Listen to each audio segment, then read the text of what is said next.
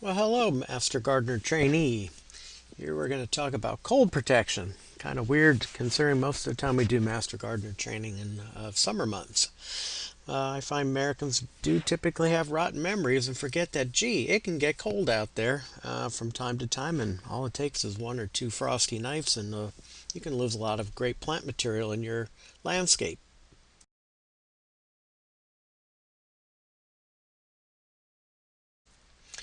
Now, I stole this picture years ago off the internet, but we can sing about Jack Frost nipping at your palms, I mean nose, and all that stuff. But when it comes to many of our plants, this would be kiss of death.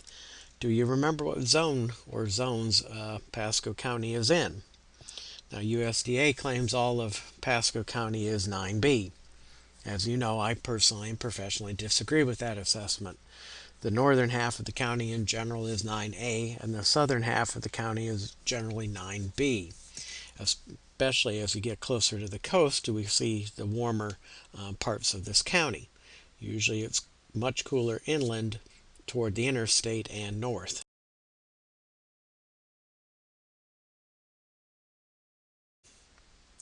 So you thought we moved to Florida, and occasionally it can, rarely, snow.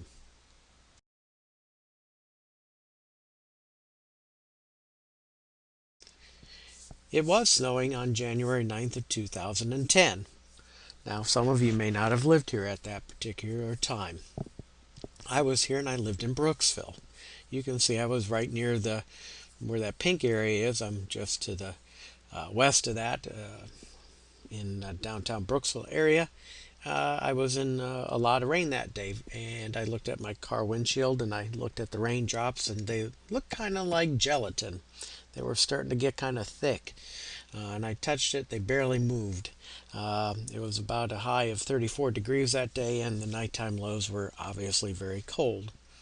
Had we gone maybe another 50 or 60 miles north of Brooksville or so, we would have actually had snow coming down. Now, of course, that snow didn't remain very long, but can you imagine the people who had cold, tender plants who were very unhappy after seeing that fall in their landscape?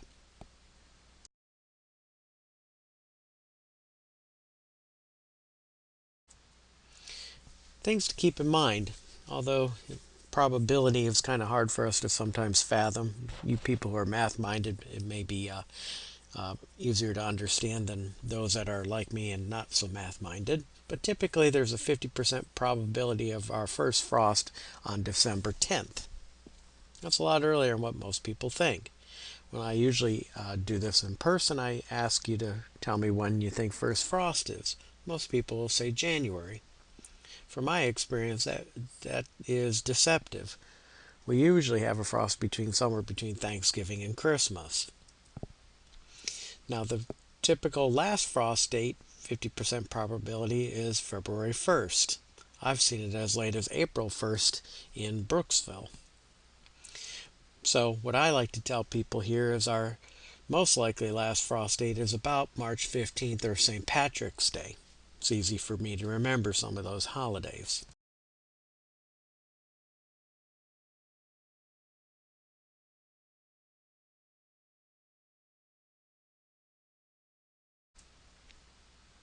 Containerized plants can be planted in our landscape at any time of year. In fact, if you have containerized plants and we're expecting cold weather, it'd be better if they were planted and put into the ground than left in the pots above ground outside. Cold sensitive plants like palms and citrus are best planted in the spring for maximum amount of time to grow. Think about it. Palms and citrus, at least the ones we grow here, are subtropical and have some ability to go into a quiescence, a quiet period. And if we plant them in the winter during that quiet period, they're just sitting there doing not a whole lot of much and getting their roots established. So it's best to wait to plant them in the spring after frost has passed so they'll have as much possible time to grow and establish themselves before another cold event happens. Also, I see people who are originally from the north planting turf grass in the fall. That was common to plant grass seed, especially up there in the north in the fall. But we need a minimum of 6 weeks of frost-free weather. Well, if our 50-50 probability date says December 10th, we have to back that up to about sometime about the end of October. I have seen people plant it past the end of October and November and December, only to have a hard freeze or frost hit it and kill some of the grasses outright dead.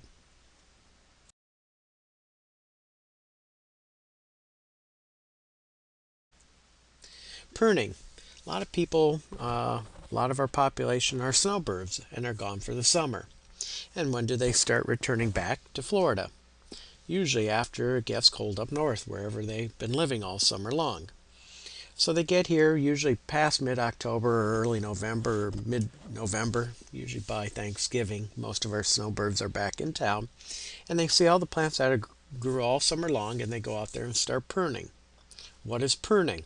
Let's try to review from our pruning module. Pruning is wounding, that is correct. But pruning also does what?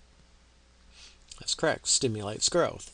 So if we prune too late in the fall, we can be telling the plant grow some more when we want to tell the plants, hey, slow down, winter's coming. So again, the more soft and succulent that new growth is, the more likely it is to freeze, even on cold hardy plant material.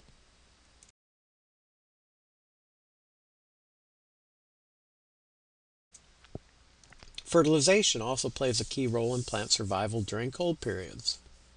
While proper nutrition will help them survive stresses of cold, over-fertilization or fertilizing, especially with nitrogen, past mid-October can stimulate the plant to continue producing soft succulent growth, especially nitrogen. Now, what number on the bag was nitrogen of the three big ones on the front of the bag? That's correct. It's the first number on the bag of fertilizer. So we don't want to generally fertilize with high nitrogen fertilizer past mid-October. Now, there's a couple of exceptions that you'll remember when I talked about fertilization in another module. And that was if we're growing things for food, like vegetables, or some flowering annuals for the winter. But everything else in the landscape, we want to finish up by about mid-October. Again, new plant growth is much more likely to freeze than older, more hardened off plant material.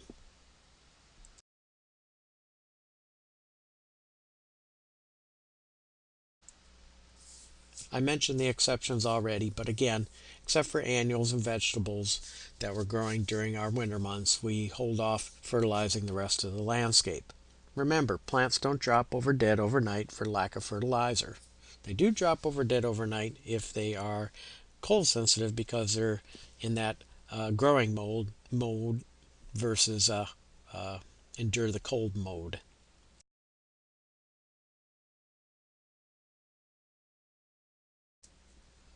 Tropical plants. I hear this a lot of times. Well, if I just get it kind of used to our climate, it'll be okay. But that's not true. Tropical plants came from an area of the world that never saw frost. As a result, their programming, their DNA, simply doesn't have a mechanism to endure cold. So, they will never adapt to cold no matter what. Some tropical plants start suffering when temperatures fall into the 40s. This is a very interesting concept. If, if you've ever put a banana in your refrigerator, and assuming your refrigerator is adjusted properly, it probably isn't much below about the middle 30s. And you pull out the banana 2 or 3 days later and it'll turn brown. You've witnessed many times probably in your life damage to a tropical fruit at above freezing temperatures. Orchids, many other plants, palms, etc., that are tropical can be damaged above the freezing point because they're what we call a lot of times in the business extra tropical. These plants don't want to go below 40. Either do I, but sometimes I have to endure it myself. So, what's the take-home message about tropical plants? Either avoid them altogether, put them into containers. Some of them are small enough and can be put into containers and moved to a protected location like a garage or inside of a home. Or you can use them just very sparsely in your landscape, knowing that every so often you're going to lose them. But do you really want to spend thousands of dollars on a tropical palm only to have it get lost a year or two after it's planted?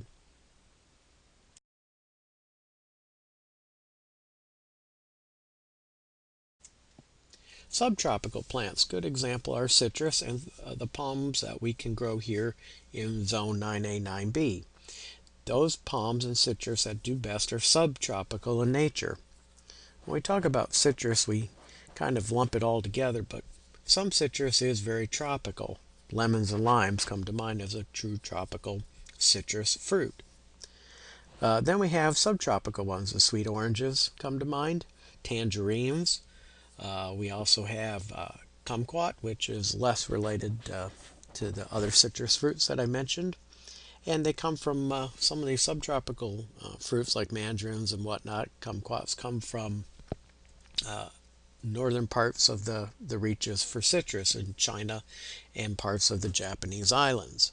As a result, they have the ability to withstand a certain amount of cold if they're preconditioned. Preconditioning or quiescence happens for several reasons. The short days of winter tell the plant to kind of slow down. If you cut back fertilization by or finish fertilization by mid-October, this also clues the plant into slow down. Also, it's a gradual cooling of the daytime temperatures and the nighttime temperatures that get them into this quiescence or quiet period as best they can. Now in Florida we have a big problem with quiescence. Think about our temperatures. One day it can be 80 something, and then 2 or 3 days later we can get a cold front from the north out of Canada and whatnot, bringing down extremely cold air. So when we have those kind of situations, we usually have a lot of damage even on subtropical plants that should be able to withstand that ultimate low temperature, but they didn't get the chance to really kind of switch the gears from growing into quiescence. And as a result, they're kind of grinding their gears without pushing in the clutch. California, parts of it, have a 9A climate too, but they typically have a more consistent cool down in their fall and winter months. As a result, they usually can grow things a little easier that are subtropical in nature that we can sometimes struggle with.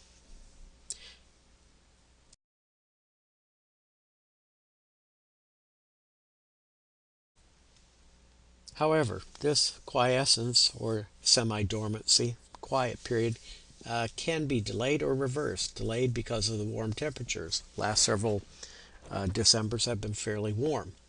This will delay that quiescent period, and if we get cold in January, they can be clobbered pretty hard. Also, what can happen is we get cool for a while in January, and then we get a warm up in February. And then we get 2 or 3 weeks of nice, warm, balmy weather, shorts and t-shirt, back in the pool kind of thing. And we love it as people who live here, especially for originally from the north. But these subtropical plants are now saying, I should get back into my growing phase. And then we get that late season cold front from the north, whether it's at the end of February or into mid-March. Sometimes those late freeze events of February, March are some of the hardest on our subtropical plants. I've seen this many times over the years.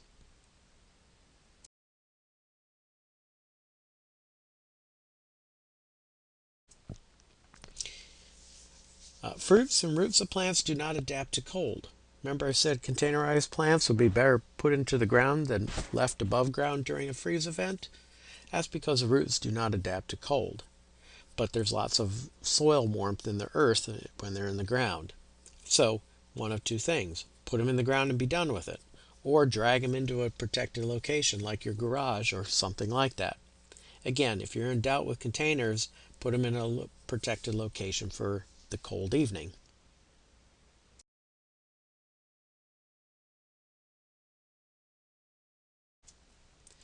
Microclimates. Well, let's talk about that. Microclimates can be such things that are windbreaks, a nice row of hedges that are blocking the cold north to northwest wind. Sometimes a fence, a stockade fence, may be the thing that protects some of these plants in some of our landscapes. Walls, especially made out of cement or concrete block, that block absorbs a lot of solar heat and radiates it out through the evening into the morning. Slight, Slightly more, oops, there's a typo there. Slightly more cold sensitive plants in these microclimates may do okay. It may be just enough protection from the cold to prevent them from freezing outright.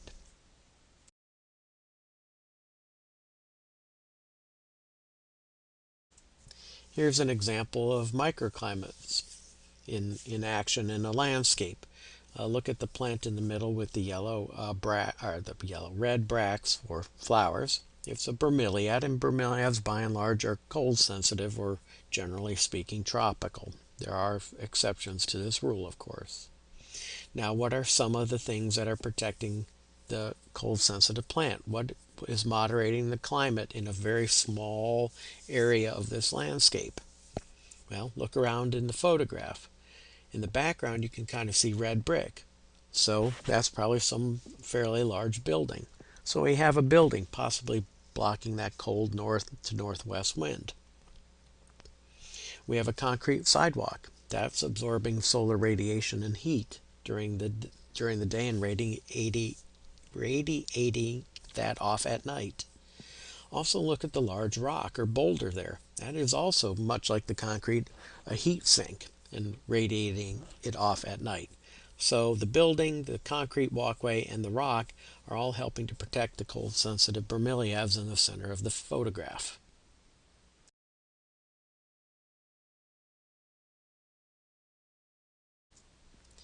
But microclimates are very, very fickle. I can't stress that enough. The effects of microclimates can also be unpredictable. Here we can see a poinsettia that was planted next to a home. And you can see that right next to the house, the poinsettia is okay, but halfway across the diameter of the poinsettia, the heat just kind of ran out, and the tissue got too cold for too long, and it froze outright dead. Uh, Also, what can happen, things in microclimates can change. Maybe that particular plant would have been protected had you put a sheet or something over it. The other thing about microclimates and being fickle is a good example from a master gardener from several years ago. She used to grow all sorts of tropical fruit trees in large containers, and she would bring them closer to her house under a canopy by the lanai where the pool was. And every year she would put them in this one corner and do these various steps, and no problem. For years and years and years, she did this. But after a few years of doing this, she also realized that after these cold nights, her pool water would cool off substantially. So someone said, well, why don't you get a pool cover to keep the heat in at night?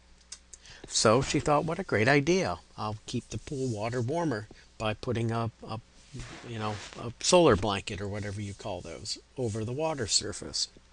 So she pulled the plants into the same location under the canopy by the lanai by the pool, and pulled the pool blanket over the water surface. And then overnight it got cold, nothing unusual for her. And then the next day all her wonderful tropical fruit trees had frozen, and she was surprised by this. But what changed in that microclimate? Think about what she did with the water surface. She blocked the escaping heat from getting to those plants that were nearby. So such a small little change that you would think wouldn't make that big of a difference can make a huge difference when it comes to microclimates.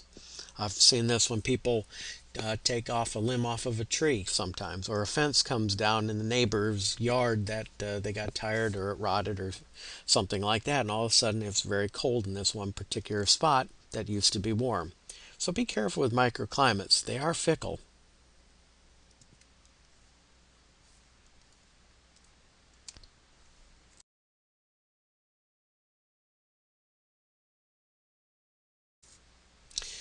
That's going to end part one of cold protection. Join me in part two when we talk about how to do it properly.